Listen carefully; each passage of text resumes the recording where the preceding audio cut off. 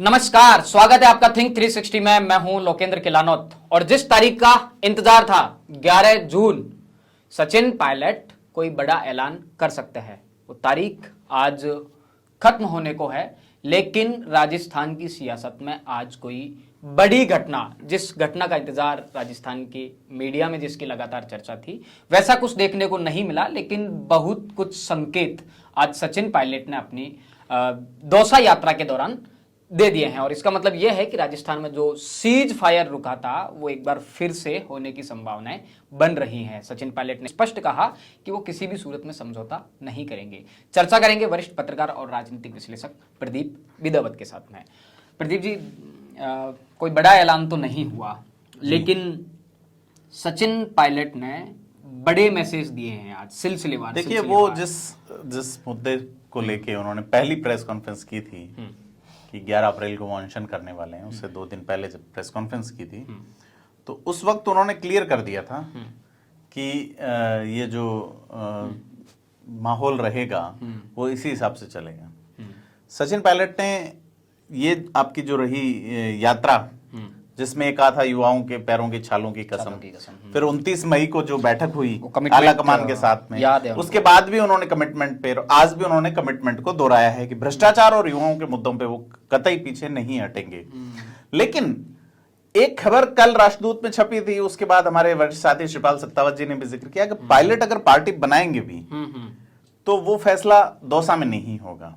हालांकि फिलहाल इसकी संभावनाएं कम हैं, क्योंकि उन्हें जो एश्योरेंस दिया गया है उस पे शायद सचिन पायलट जो है वो, और गहलोत सरकार की ओर से भी एक मैसेज नहीं लगता आपको कि सचिन पायलट ने आज जिस तरह की बातें अपने भाषण में कही है, कहा जा रहा था कि सब कुछ ठीक ठाक है, केसी वेणुगोपाल ने सबको साथ में बिठाकर एक मामला लगभग निपटा दिया है, जो 9 बार बैठे हैं साथ में विवाद होने के बाद 9 बार, ये 9वीं बार सेम रिपीटेशन है। अपन बात कर रहे हैं ना इस चीज पे, जब 2018 से शुरू हुआ ये पंगा, उसके बाद 9वीं बार ये किया गया है कि हाँ बस सब चंगा है, लेकिन हर बार कुछ भी चंगा नहीं होता। यह सचिन पायलट के भाषण में स्पष्ट देखने को मिलता है।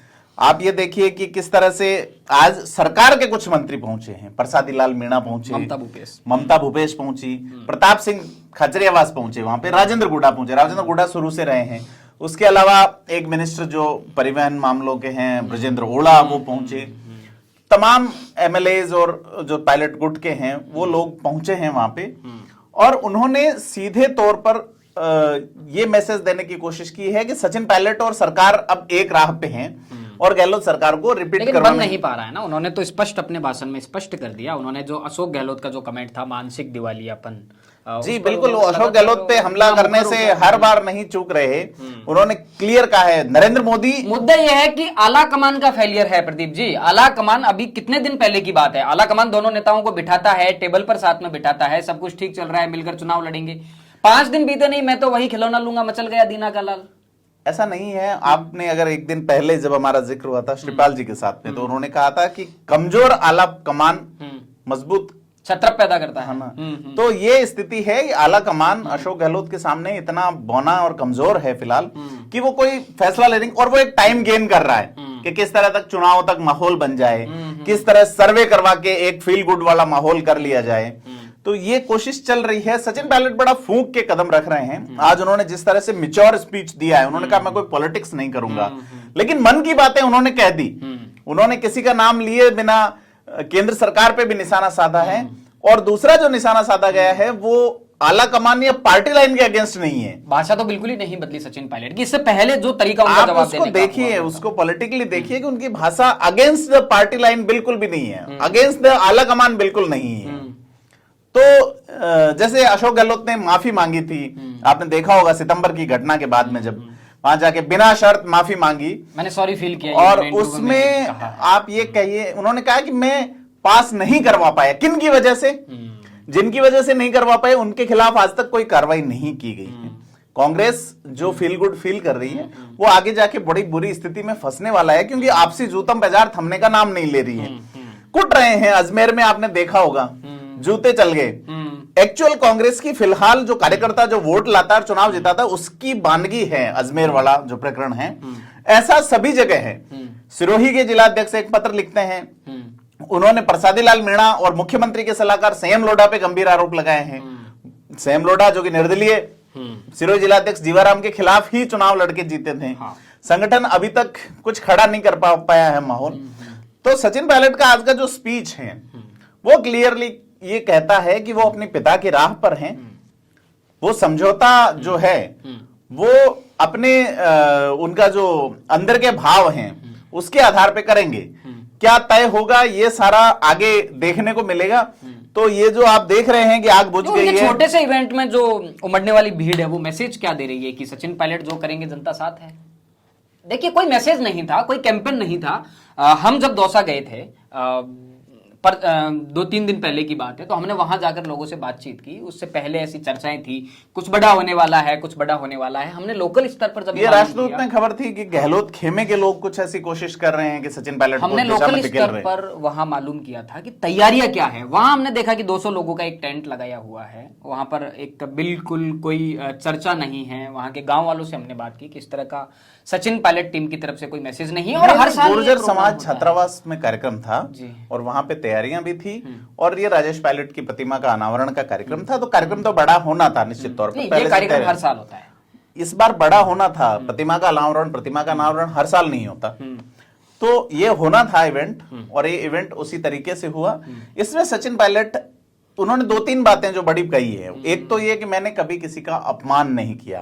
मतलब उनका अपमान हुआ है, राजनीति वो तो वो क्लियर कह रहे हैं ना कि मुझे नकारा निकम्मा कहा गया, गद्दार कहा गया। वो तो पहले भाषणों में क्लियर कर चुके हैं। और सचिन पायलट का जो आहत मन है वो उनके स्पीच में नजर आता है। और उन्होंने अपने पिता के प्रति श्रद्धा दिखाई, अपने कार्यकर्ताओं के प्रति कमिटमेंट पे वो खड़े हैं। अभी भी किस दिशा में जाएंगे ये बात अलग है, लेकिन एक लीडरशिप क्वालिटी वाली अगर बात करें, राजनीतिक नेतृत्व वाली बात करें, तो अपने जिनसे उन्होंने राजनीति सीखी, अपने पिता का जिक्र किया, उनके प्रति श्रद्धा, आस्था और उनकी राह पर चलने का कमिटमेंट। फिर जो उनके पीछे चल रहे हैं उनको हमेशा साथ लेके चलने का कमिटमेंट और भ्रष्टाचार के खिलाफ लड़ने का कमिटमेंट, यूथ के लिए लड़ने का कमिटमेंट और अगेंस्ट द गवर्नमेंट जाने की स्थिति, चाहे वो विपक्ष में हो चाहे पक्ष में हो। सचिन पायलट ने बिल्कुल क्लियर किया है। वो कह रहे हैं अब देखना यह है कि चूंकि 5 महीने बाद चुनाव हैं तो उन चुनावों में वो किस तरह से इन कमिटमेंट्स के साथ में पब्लिक के वोट्स को अपने पक्ष में कन्वर्ट करवा पाते हैं, कांग्रेस में रहते हुए या कांग्रेस छोड़ के। क्या होगा ये अब सचिन पायलट ही तय करेंगे। एक और बात कही उन्होंने, हर गलती सजा मांगती है, जो अक्सर हाँ, अशोक गहलोत ये नहीं कहते हैं। अशोक गहलोत ये कहते हैं कि हर गलती कीमत मांगती है। Difference between prize and punishment. ठीक बात है। तो कुछ नेता जो प्राइज की बात करते हैं, भाई आप एक कीमत दे दो, आपकी गलती चुक जाएगी। आप इसको इस तरह भी देख सकते हैं। कीमत किस तरह से है वो मतलब आप अगर दर्शन में अगर आप चीजें देखते हैं, फिलॉसफी, मैं कह रहा हूं कि जो गलती, तो 3 एंगल देखे जाते हैं दर्शन में कि उस कहने की परिस्थिति क्या है, कहां कही जा रही है और कब कही जा रही है। देश काल परिस्थिति के आधार पर मौलिक तौर पे 3 पॉइंट्स देखे जाते हैं। तो अशोक गहलोत वाले अगर बात कहें कि हर गलती कीमत मांगती है, तो कीमत क्या है? क्या वो जो अगर गलती की गई है, गलती की तो अगर मान लीजिए वो क्राइम है तो सजा होनी चाहिए, लेकिन अगर उसकी एक अप्रोप्रिएट कीमत दे दी जाए तो क्या गलती नहीं रहेगी? इस पे सवाल होना चाहिए। आप क्या अगर कोई काम है और उसकी कीमत दी जा रही है एवज में, तो क्या है? भ्रष्टाचार और क्या है? हरजाना। उसको नजराना कह सकते हैं, हरजाना कह सकते हैं, शुक्राना कह सकते हैं, जबराना कह सकते हैं, कुछ भी कह सकते हैं। लेकिन ये जो लाइन है, लाइन को आज सचिन पायलट ने दुरुस्त कर दिया कि हर सजा मांगती है। गलती अगर आपने की है और एक बड़े पद पे बैठ के की है आपने, तो सजा के हकदार हो आप। ऐसा नहीं है कि आप एक सरकार पे आरोप लगा के सत्ता में आते हैं फिर उस पे एक कीमत तय करते हैं। मतलब क्या है कि सचिन पायलट एक कदम आगे बढ़ गए। बिल्कुल, उन्होंने इस लाइन में पूरा मैसेज दे दिया है क्लियर कि वो किस मूड में है और किस जोनर में है। ठीक बात है, बड़ा मैसेज तो दिया है। और कुल मिलाकर लब्बो लुआब ये है कि सचिन पायलट अभी उसी मूड में है। लेकिन सवाल तो आला कमान पर खड़ा होता है कि मतलब आला कमान बैठता क्यों है? एक बड़ी पार्टी जिसने अभी कर्नाटक का चुनाव जीता है, जो अभी इलेक्शन मोड में है, जिसका बड़ा कैंपेन है, जिसने लंबे समय तक शासन किया है। गांधी परिवार की बात होती है कि गांधी परिवार कांग्रेस को एक फेविकॉल की तरह जोड़कर रखता है। गांधी परिवार के सदस्य शामिल होते हैं। 5 दिन बाद का उनके लिए अशोक गहलोत ज्यादा सुरक्षित। वो राजनीति में कोई भी बड़े संगठन को फॉलोवर चाहिए हमेशा। ये आप बीजेपी में देख लीजिए, ये चाहे कांग्रेस में देख लीजिए। तो सचिन पायलट एक अलग से व्यक्तित्व उभर के, उम्र उनके साथ है, 45 साल की उम्र है उनकी, आगे वो 30 साल की राजनीति कर सकते हैं। ऐसे में अगर राहुल गांधी के कद का कोई नेता खड़ा होता है तो वो संभावनाएं सचिन पायलट में नजर आती है। दूसरी ओर अगर देखें भारतीय जनता पार्टी में, तो फिलहाल इतने ऐसे कितने नेता है पब्लिक, वसुंधरा राजे हैं या किरोड़ी लाल मीणा है, लेकिन उम्र उनकी 30 साल की राजनीति वाली नहीं है साफ तौर पे कि और वो किरोड़ी लाल मीणा तो जनता के बीच सड़क पे मुद्दों को लेके जा रहे हैं। दिल्ली को लेकर अब क्या तैयारी है, कुछ ऐसे इनपुट मीडिया रिपोर्ट्स के हवाले हाँ, से? संगठनों में बदलाव होंगे, अब चुनाव भी मोड में है, सचिन पायलट लगातार की दिल्ली को बीजेपी की 2 बड़ी बैठकें हुई हैं, लेकिन कांग्रेस में संगठन को लेके अभी फिलहाल कुछ चल नहीं रहा है। वो अभी मुझे लगता है कि कर्नाटक वाले फील गुड से ही नहीं उभरे। बीजेपी और कांग्रेस में एक बड़ा अंतर है लोकेंद्र जी। जब कांग्रेस में, बीजेपी में जब चुनाव सिलटा, जैसे गुजरात चुनाव निपटा, गुजरात चुनाव निपटते ही पूरी टीम जो है वो कर्नाटक पहुंच गई। उसमें से कुछ लोग उपचुनाव पंजाब पहुंच गए, है ना। तो पंजाब में इस बार अकाली दल से अलग चुनाव लड़ा और एक प्रभावी परफॉर्मेंस वहां पे बीजेपी करने में सफल रही। ठीक है। उसके अलावा जहां जहां चुनाव थे वहां टीम पहुंच जाती है। कांग्रेस वो सीट गंवा दी उन्होंने जो पंजाब की गई। जी। तो ये वहां कोई तय करने वाला नहीं। मैं एक बार पहले भी कह चुका हूं कि अगर आलाकमान ये कहता है कि आपको ए काम करना है, तो जो नीचे मैसेज पहुंचाने वाला वो बी काम बताता है, फिर जो करने वाले लोग हैं वो सी काम करते हैं और ऊपर रिपोर्ट देते हैं कि हमने डी काम कर दिया है। तो वो जिन्होंने आलाकमान से मैसेज लिया था वो कहते हैं हाँ ए काम हो गया है। ठीक बात है। ये एक कांग्रेस की फिलहाल स्थिति बीजेपी है। में कोई संडे नहीं होता। बीजेपी में संडे मतलब वो लोग लगातार जुटे रहते हैं और चीजें उनके अगेंस्ट चली जाती है तब। जैसे कर्नाटक में वो भुनाने में सफल हो गए, लेकिन कर्नाटक में आप देखिए टीम कितनी बड़ी थी। जगदीश शेट्टार एन वक्त पे चले गए और बीजेपी का जो मूल वोट बैंक था लिंगायत, उनकी नाराजगी की वजह से बीजेपी हारी। बाकी स्ट्रेटेजिकली जो चीजें हैं वो बीजेपी ने अच्छी डिजाइन की थी और ये स्थिति पहले से थी। जैसे मैं कर्नाटक चुनाव कवर करके आया तो हम पहले दिन से कह रहे थे कि कांग्रेस जो है वो वहां पे सरकार बनाएगी। बाद में किसकी रहेगी, क्योंकि जुतम बाजार तो वहां भी शुरू हो गई है। ठीक बात है।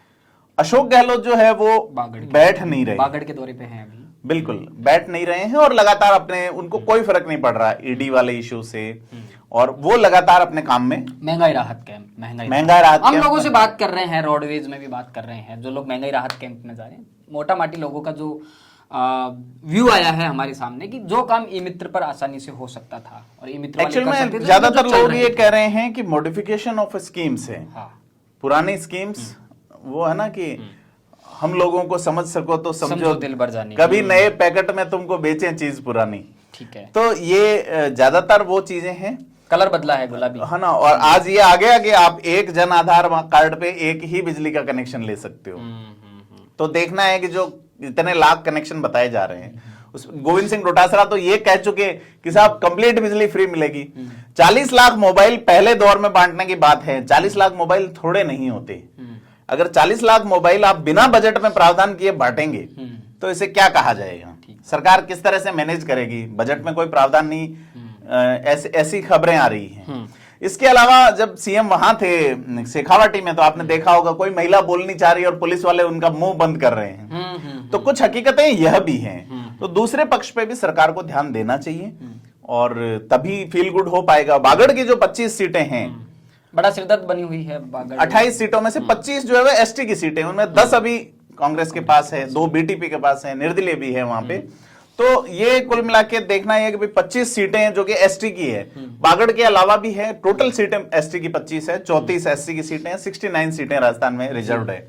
तो अशोक गहलोत और उनकी टीम पूरी अपनी जो रिजर्व जो दलित वोट बैंक है, कांग्रेस का कोर वोट बैंक माना जाता है, उसको अपने पक्ष में लाने की कोशिश कर रहे हैं। ऐसी कोशिशें बीजेपी की तरफ से भी की जा रही है। मोदी मंत्रिमंडल का जो विस्तार हो रहा है उसमें ऐसा कहा जा रहा है कि तय हो चुका है कि एक किसी बड़े दलित चेहरे को राजस्थान से मौका दिया जाएगा। इशारा जाता है डॉक्टर किरोड़ीलाल मीणा की तरफ। हाँ, किरोड़ीलाल मीणा आदिवासी चेहरे हैं, दलित चेहरे के तौर पे अर्जुन राम मेघवाल को मौका मिल सकता है कि उन्हें जिस तरह से बड़ी जिम्मेदारी दी गई है तो उन्हें कैबिनेट मिनिस्टर बनाया जा सकता है। क्योंकि कैबिनेट मिनिस्टर एक ऑर्डिनेंस से नहीं होता, वहां आपको शपथ लेनी होती है। शपथ चूंकि डॉक्टर अर्जुन राम मेघवाल ने राज्य मंत्री के तौर पे ले रखी है, ऐसे में उन्हें देश का कानून मंत्री बनाया गया है। तो प्रमोशन अर्जुन लाल मेघवाल का निश्चित तौर पे होगा।